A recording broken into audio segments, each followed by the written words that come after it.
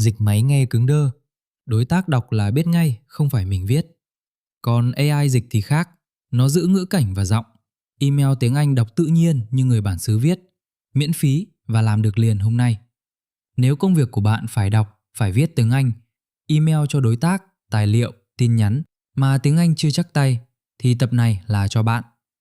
Mình sẽ chỉ 4 việc dịch bằng AI hay dùng nhất: dịch email đúng giọng, đọc hiểu tài liệu, viết email tiếng Anh thẳng từ ý tiếng Việt và cách kiểm lại bản dịch. Có một đoạn làm thật trên Claude.ai và cuối video là thẻ 5 câu lệnh dịch sẵn để bạn lưu.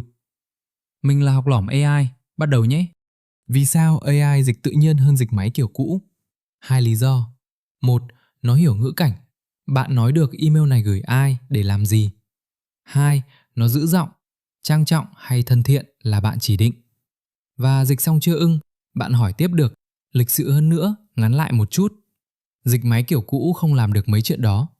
Mà mấy app quen mặt, ChatGPT, Gemini, Claude, bản miễn phí đều dịch Việt Anh tốt rồi, không phải cài thêm gì. Việc thứ nhất, cũng là việc dùng nhiều nhất, dịch email, tin nhắn cho đối tác. Bí quyết nằm ở một câu, đừng chỉ nói dịch giúp mình, nói rõ gửi ai, mục đích gì, giọng gì. Ví dụ, dịch email này sang tiếng Anh, gửi đối tác, giọng trang trọng, chuyên nghiệp, đọc tự nhiên như người bản xứ viết, đừng dịch từng chữ. Chỉ thêm một vế đó thôi, bản dịch ra khác hẳn, đúng phép lịch sự trong email công việc. Tin nhắn nhanh cho đối tác cũng vậy, nói rõ giọng thân thiện, ngắn gọn là nó đổi giọng theo, không cần biết viết sao cho chuẩn, chỉ cần nói rõ mình muốn nghe ra sao.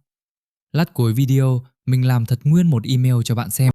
Việc thứ hai, chiều ngược lại, đọc hiểu email, tài liệu tiếng Anh người ta gửi mình. Dán nguyên đoạn vào chat, nhờ, dịch sang tiếng Việt và giải thích đơn giản mấy thuật ngữ khó. Cái hay là nó không chỉ dịch, nó giải nghĩa thuật ngữ ngay trong ngữ cảnh đoạn đó, nên đọc phát hiểu liền, không phải tra từng từ.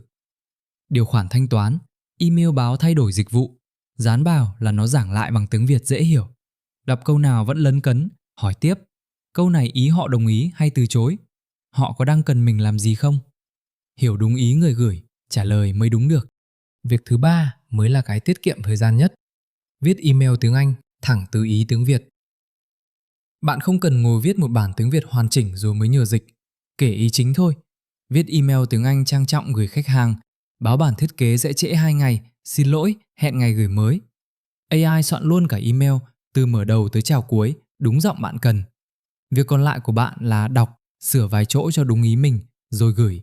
Từ 15 phút vật lộn xuống còn vài phút. Giọng vẫn là bạn chọn, trang trọng cho khách mới, thân thiện cho đối tác đã quen. Việc thứ tư ít ai làm mà nên làm, kiểm lại bản dịch bằng chính AI. Cách 1. Dịch ngược. Đưa bản tiếng Anh cho AI, nhờ dịch ngược về tiếng Việt, rồi so với ý ban đầu, lệch chỗ nào thấy ngay. Cách 2. Hỏi thẳng. Đọc email tiếng Anh này, chỗ nào chưa tự nhiên, người bản xứ sẽ biết khác. 2 vòng đó mất thêm chừng 1 phút mà chặn được kha khá lỗi trước khi email tới tay đối tác. Báo giá, hẹn ngày giao, email gửi ra ngoài công ty, đáng bỏ thêm 1 phút đó lắm. Trước khi xem làm thật, 3 lưu ý để dịch bằng AI mà không hớ. 1.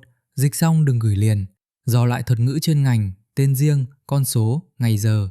AI dịch trôi chảy cỡ nào thì mấy chỗ này vẫn phải chính tay mình dò, sai một con số là hỏng việc. 2. Đừng dán nguyên hợp đồng mật hay số liệu nội bộ lên AI, đoạn nào nhạy cảm thì lược bớt, thay tên, che số rồi hãy nhờ dịch. 3. Chuyện pháp lý, hợp đồng quan trọng, AI dịch để mình hiểu thì rất tốt, nhưng bản đem đi ký thì để người có chuyên môn duyệt. AI là nháp, người chốt vẫn là mình. Giờ làm thật việc số 1, ngay trên Claude.ai, chạy đúng model mà tài khoản miễn phí đang được dùng. Tình huống quen luôn, email tiếng Việt xin đối tác giờ lịch họp, từ 3 giờ chiều thứ 5 sang 10 giờ sáng thứ 3 tuần sau. Mình dán email và nói rõ yêu cầu, dịch sang tiếng Anh, giọng trang trọng, chuyên nghiệp, tự nhiên như người bản xứ viết, và chú thích giúp mình mấy chỗ chọn cách nói tự nhiên. Và đây là bản dịch, đọc thử mà xem. I sincerely apologize for the short notice. Đúng cái cách người ta xin lỗi vì báo gấp trong email công việc, không phải kiểu dịch từng chữ. Giờ họp, ngày hẹn giữ nguyên, không sai một số. Đắt nhất là mấy dòng chú thích, câu có việc đột xuất phải đi công tác gấp mà dịch sát từng chữ sẽ bị lặp ý, nghe rườm rà nên nó gộp lại cho gọn, đúng kiểu người bản xứ hay viết. Rồi cuối câu trả lời, chính nó đưa bản dịch lại cho mình. Bạn xem qua thử, muốn giọng thân thiện hơn hay trang trọng hơn nữa thì nó chỉnh tiếp. Người xem lại và bấm gửi vẫn là bạn. Gói lại thành thẻ cho bạn dễ lưu. 5 câu lệnh dịch đều miễn phí. 1. Dịch email này sang tiếng Anh, giọng trang trọng, tự nhiên như người bản xứ viết. 2.